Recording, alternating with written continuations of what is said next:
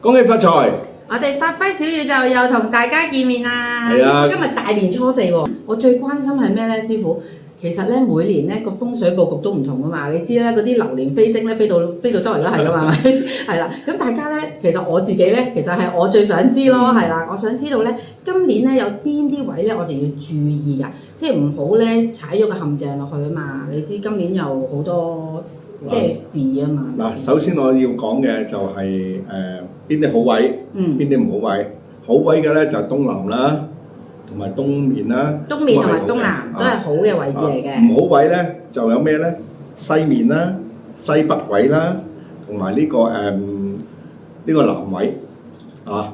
首先我哋要講咩咧？我哋依家唔好講話由邊啲啦，我哋講翻對針對就邊幾個位，等佢哋自己避重就輕。病位啦。人最緊要身體健康。係啦，我哋要避咗個病位啊，因為成日病都冇精神咯，係嘛？嗱，今年嘅病位喺西北。西北位咧，如果我病位嘅咧，我就建議咧，大家咧，如果風水啊，我哋發科嘅咧，我都係用葫蘆嚟化。哦，係咪即係呢啲啊？係啊，你可以攞出嚟睇下。啊，依家係石嘅，石葫蘆。石葫蘆。即係今年係要一個係咪一定要咁大個嘅咧？起碼要3寸以上。起碼要3寸以上啊！唔夠力㗎嘛。係啊，要問清楚，即係唔知道咧買細咗。石葫蘆咧就可以化病，亦可以化好多嘢。首先我依家嚟講化病先。係。啊，如果係嘅金屬葫蘆亦可以。哦，即係銅嗰啲都得嘅。啊，你有時咧，譬如個病位喺個床頭。咁我哋揾啲金屬啊裝飾啲靚啲啊，就咁白晒又唔係咁好睇㗎嘛。哦，即係有兩個選擇，可以係白色或者係。唔係，係石。係金屬。石同埋金屬大家記住喎。咁使唔使開光啊？咁如果我哋發科梗係要開光啦，開光梗係啲到位啊嘛。哦，即係唔好就咁睇醫治寶嗰啲買咗，或者喺邊度買咗就自己就咁擺啦。係啊，嗱，其實咧白葫蘆啦，我哋愛嚟化病啦，亦可以。化煞嘅喎，化煞化病哇！嗱，因為我哋每一年都有個三煞位，我哋嘅三煞位今年喺邊度咧？今年喺邊啊？喺北位。北位，正北位。正北位亦可以用呢個白色嘅石葫蘆嚟化。爭在我哋發科咧係用嘅花字落呢個嘢咧，落呢個葫蘆咧就唔同嘅。點解要落法咧，師傅？落法係我哋落法係會係力度大。到位啲，即刻可以就做到嘢啦。如果你話風水嘅有啲咧，就叫你哋擺設嗰啲咧係慢咗。係，我哋一定要到位。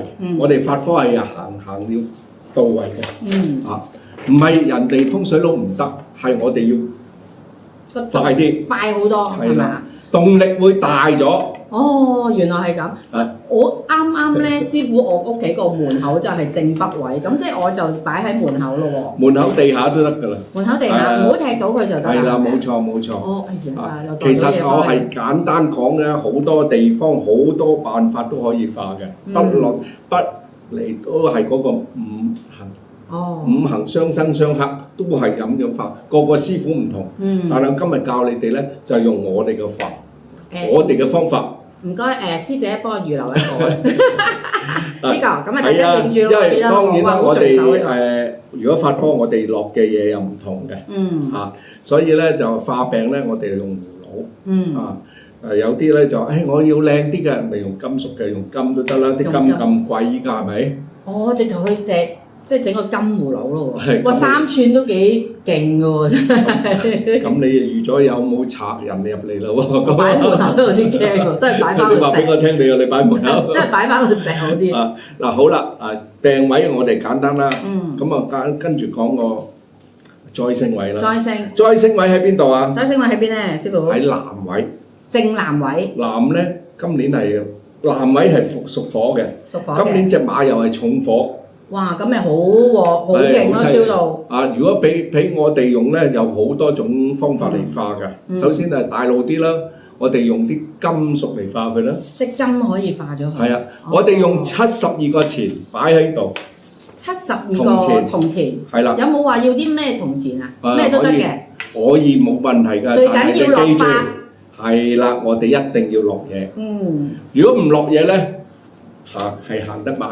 係咪用唔用得都用得，慢好多咯，慢好多。咁梗係快人一步，你想達到啦。我哋法科我講俾你聽就唔驚嘅，係因為我教埋你點用，你要想快嘅咧就一定要我哋要落咗法。要擺72個喎。係啊，72就係地煞，我哋化咗佢，因為五黃係屬土，所以咧我哋就話俾你聽係咁樣化。明白。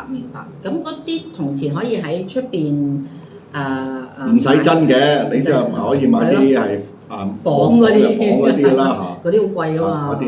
嗰啲真嘅你想揾都難揾。即係佢哋係咪叫咩？定係就咁銅錢啦？定係五帝錢啦？定係唔需要五帝錢。即係普通銅錢就。其實我哋用錢咧，佢哋用五帝錢咧，我唔可以話質疑人哋唔得。通常我哋用銅錢咧，一定要嗰個皇帝夠霸氣、夠勁、風高偉業嗰啲。有邊幾個皇帝最勁啊？係咪康熙啊？我啲歷史麻麻地嘅。雍正。係啦。乾隆。呢三個夠啦。夠啦嘛？你唔好你話揾個就係好易風啊嗰啲咁啊大鑊咯喎。明白。一定我哋啲銅錢，我哋都要強力。嗱，又教到大家唔好亂咁買啦。OK。因為我哋要講得。要教人擺，你就唔可以保留。係當然啦，我哋法科一定要寫花字嗰啲唔可以講俾人聽㗎嘛，係咪先？所以我哋只有上咧你要快到位嘅，要推動力強嘅咧，一定要行法科。知道。好，咁仲有一個位我哋要留意係咪啊？係。嗰個係三煞位係咪？唔係。唔係三煞頭先講咗啦。跟住嗰個災星就講咗啦，咁仲有個係你認為咧？你唔記得咗啦？我唔記得咗啦。就係三碧位啦。三碧今年喺西邊。西邊即係南邊、北邊同埋西邊都唔好。咁嗱，西正西位啊嚇，大家記住。係啦，因為點解咧？呢幾年都好變動得好大啊！嗰個社會就是是非非啊，又有啊！嗱，尤其是今年隻馬咧就咁重火，就喐啲啊鬧交啊，又交啊，為咗乜嘢鬧交咧？多數係是非錢銀，女人呢三樣嘢係㗎啦。咁啊係啊，即係你知大家工作啦，好多時候都係同人接觸啊嘛，咁好多是非咧都會影響大家工作運啊，影響家庭啊咁樣。咁呢啲位真係要留意。係啊，嗱，留意咧，我哋依家咧，我本人嘅就是非位咧，喺我哋心目中咧好簡單。今年西面嘅是非位咧所以我哋咧就今次咧，我俾你哋睇，帶咗呢張嘢。師傅嗰日咧年29咧好開心啊，翻嚟接財神咧嗰晚咧好熱鬧，好多師兄師姐咧善信都嚟晒。嗰日好好喎，你派咗呢個俾我咧，我攞咗啊！但係咧我冇記性，點解係9個福嘅？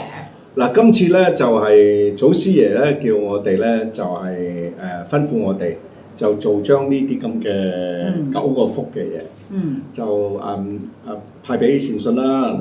我哋每年咧都係年初一。